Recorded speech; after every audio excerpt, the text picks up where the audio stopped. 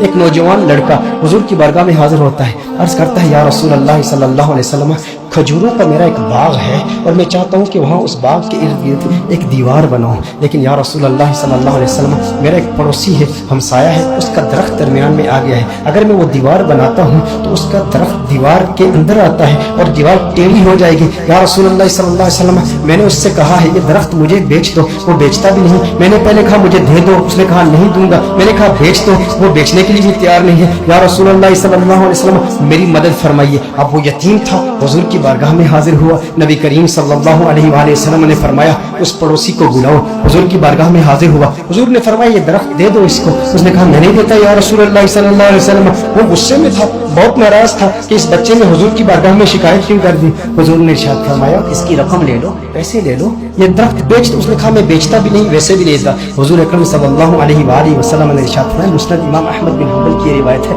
میرے آقا صلی اللہ علیہ وآلہ وسلم نے ارشاد فرمایا اچھا ایسا کرو کہ یہ درخت تم اس کی قیمت بھی لے لو اور اس درخت کے بدلے جنت میں ایک ایسا درخت ہوگا کہ جس کا سایہ اتنا طویل ہوگا کہ اس کے نیچے اگر 100 سال تک ایک سوار اگر سواری کرتا رہے تو اتنی طوالت ہے اس کی، اتنا سایہ ہے اس کا، وہ درخت جنت کا بھی لے لو، اس نے کہا یا رسول اللہ صلی اللہ علیہ وسلم میں قبول نہیں کرتا۔ اب وہاں پر صحابہ کرام علیہم رضوان موجود ہیں، حضرت سیدنا ابو الدحداء رضی اللہ تعالی عنہ صحابی رسول موجود ہیں، عرض کرتے ہیں یا رسول اللہ صلی اللہ علیہ وسلم آقا اگر یہ درخت میں کسی طریقے سے اس سے خرید کر اس یتیم کو دے دوں تو کیا یہ آپشن میرے لیے بھی اوپن ہے کہ جنت میں مجھے بھی وہ درخت مل جائے گا؟ اگر یہ درخت اس کے پڑوسی سے میں خرید کر اس یتیم کو دے دوں، میں کہتا ہوں یتیم سے میرے آقا صلی اللہ علیہ وسلم کو کس قدر پیار ہے، میرے آقا صلی اللہ علیہ وسلم سے عرض کرتا ہے کہ اگر یہ کسی طریقہ سے خرید لوں، خرید کر میں اس یتیم کو دے دوں تو کیا یہ آپشن میرے لیے بھی اوپن ہے؟ نبی کریم صلی اللہ علیہ وسلم نے ارشاد فرمایا ہاں تیرے لیے بھی ہے۔ حضرت ابو الدحداء رضی اللہ تعالی عنہ فوراً اس شخص کے پاس جاتے ہیں، آپ فرماتے ہیں تو مجھے جانتا ہے؟ کہا جانتا ہوں، تو وہی ہے نا جس کے باغ میں 600 کھجور کے بڑے بڑے درخت ہیں، تیرا باغ اتنا مشہور ہے کہ مدینہ منورہ کے بڑے بڑے تاجر تیرے باغ کی کھجوریں کھانے کے انتظار میں رہتے ہیں، اور اس باغ کے اندر پھر اتنا بڑا محل تعمیر کیا ہوا ہے، میٹھے پانی کا کنواں ہے، تو اتنا مشہور بندہ ہے، تیرے باغ کے چرچے تو پورے مدینے میں ہے، پورے شہر میں ہر بندہ تجھے جانتا ہے۔ اس نے کہا کہ دیکھو کہ اگر تیرے اس ایک درخت کے عوض میں تمہیں اپنے 600 کھجور کے درختوں کا باغ دے دوں تو یہ سودا قبول ہے؟ یہ سودا قبول ہے؟ وہ حیران ہو گیا، یہ کیسے ہو سکتا ہے؟ ایک درخت اور ادھر اتنا بڑا باغ، ابو الدحداء کیا بات کر رہے ہو؟ کیا واقعی یہ سودا کرنا چاہتے ہو؟ ابو الدحداء رضی اللہ تعالی عنہ نے فرمایا بالکل، وہ میرا پورا باغ تیرا 600 کھجور کے درخت ہیں، اس میں ایک بڑا ہی خوبصورت محل ہے اور اس کے گرد ایک بڑی نمایاں دیوار ہے جو مدینہ منورہ میں دور دور سے نظر آتی ہے، کہا وہ بھی تجھے دے دوں گا، وہ محل بھی تیرا، وہ ساری کھجوروں کے درخت بھی تیرے، وہ سارا باغ بھی تیرا، کس کے عوض؟ ایک درخت۔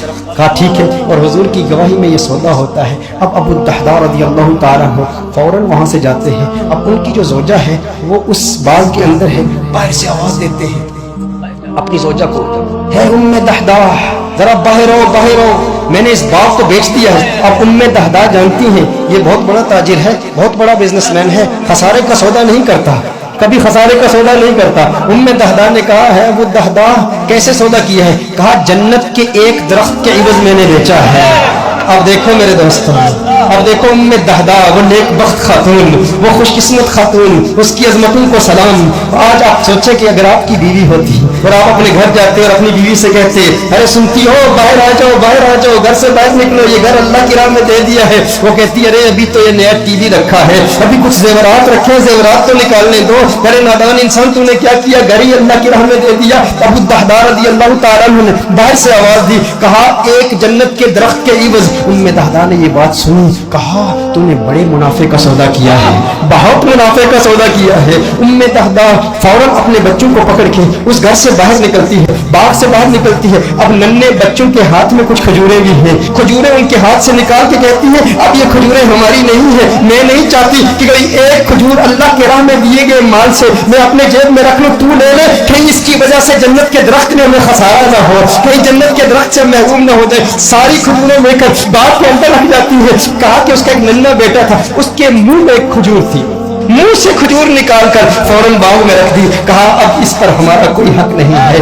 ये अल्लाह का माल है, अब हमने अल्लाह की राह में दे दिया है। अब इस पर उलमा के दो कौल हैं। एक मारूफ कौल की रोशनी में अर्ज करता हूँ कि अबू दहदा रज़ियल्लाहु ताला अन्हु के इस बाग के अलावा उनके पास और कोई बाग भी नहीं था, उनके पास और कोई दौलत भी नहीं थी, उनके पास और कोई माल भी नहीं था। लेकिन अबू दहदा रज़ियल्लाहु ताला अन्हु हुजूर की बारगाह में फिर हाजिर होते हैं, अर्ज करते हैं या रसूलुल्लाह सल्लल्लाहु अलैहि वसल्लम, आका ये सौदा पक्का है ना, आका ये सौदा पक्का है ना। नबी करीम सल्लल्लाहु अलैहि वसल्लम खुश हो जाते हैं और हुजूर खुश होकर फरमाते हैं कम मिन इज़्किन रदाहिन लि अबी दहदा फिल जन्नह, कम मिन इज़्किन रदाहिन लि अबी दहदा फिल जन्नह, कम मिन इज़्किन रदाहिन लि अबी दहदा फिल जन्नह। रावी कहता है हुजूर बार बार पढ़ ले, मुसलसल ये जुमले कह रहे हैं अबू दहदा तेरे लिए जन्नत में कितने दरख्तों की, कितनी टहनियों पे कितनी खजूरें, माला माल है तू। बार बार हुजूर इरशाद फरमा रहे, बार बार यही जुमले। और दो रिवायात इसमें, दो मुख्तलिफ रिवायात में मुख्तलिफ अल्फाज है। कम मिन इज़्किन रदाहिन लि अबी दहदा फिल जन्नह। हुजूर अकरम सल्लल्लाहु अलैहि वसल्लम ने एक दूसरी रिवायत में फरमाया एक दरख्त के इवज एक दरख्त का सौदा किया था, अब तो तूने 600 दरख्त दे दिए तो जन्नत में 600 दरख्त तो कम से कम तुझे मिलेंगे ना। मैं मोहम्मद अरबी सल्लल्लाहु अलैहि वसल्लम जन्नत में देख रहा हूँ कि खजूरों के कितने दरख्त अल्लाह जल्ल व अला ने तुझे दे दिए हैं। मेरे दोस्तों इतनी कुर्बानी दी, एक यतीम की खातिर दी, लेकिन उन लोगों की कुर्बानी का अंदाज भी देखे, उनकी कुर्बानी का अंदाज भी निराला है। आज कोई कुर्बानी दे ना और उसे जन्नत की जमानत मिल जाए, या कोई कहे, कोई शेख ही कह दे, कोई स्कॉलर ही कह दे, कोई ऑर्गेनाइजेशन का मेंबर ही कह दे, कोई तहरीक वाला ही कह दे, इतना काम करे ना तो फिर तेरा काम कबूल हो जाएगा। वो कहते हैं मैंने तहरीक के लिए, मैंने दीन के लिए, मैंने इस मस्जिद की तामीर के लिए, मैंने कंजुल हुदा के लिए, मैंने दीनी ऑर्गेनाइजेशन के लिए, अपनी तहरीक के लिए इतना बड़ा काम किया, अब ये काम काफी है। लेकिन सहाबा किराम अलैहिम रिज़वान का ये मिजाज नहीं था। अबू दहदा के लिए मेरे आका नारे लगा रहे हैं, बार बार फरमा रहे हैं अरे कितनी खजूर है, मैं देख रहा हूँ जन्नत में ये सारे तेरे हैं। बार बार इरशाद फरमा रहे हैं भाई जितने इतनी तसल्ली मिल जाए और लिसाने मुस्तफा से मिल जाए, आका की जुबान से मिल जाए, उसकी किस्मत किस अरूज पर होगी। लेकिन फिर ये वही अबू दहदा है, उसके बाद भी मेहनत करते रहे। ग़ज़वाए उहद में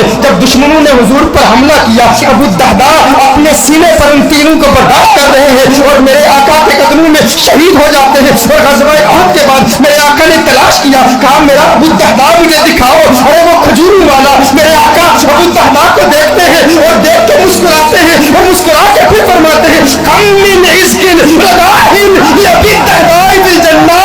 अबू दहदा जन्नत में खजूरें ही खजूरें, खजूरों के दरख्त। मेरे आका खुश होके उसकी हौसला अफजाई फरमा रहे हैं। मैं कहता हूँ कैसा खुशबख्त है जिसने हुजूर की जात के लिए, हुजूर की जान की तहफ़्फ़ुज़ के लिए अपनी जान दे दी।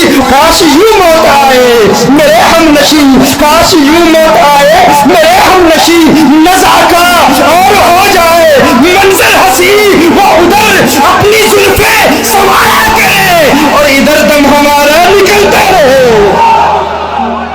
हुजूर की जुल्फों का असीर, हुजूर की जुल्फों को देखता हुआ इस दुनिया से चला गया। दिल में, जिगर में, आंख में बस तू ही तू रहे, इसके सिवा न दिल में कोई आरज़ू रहे।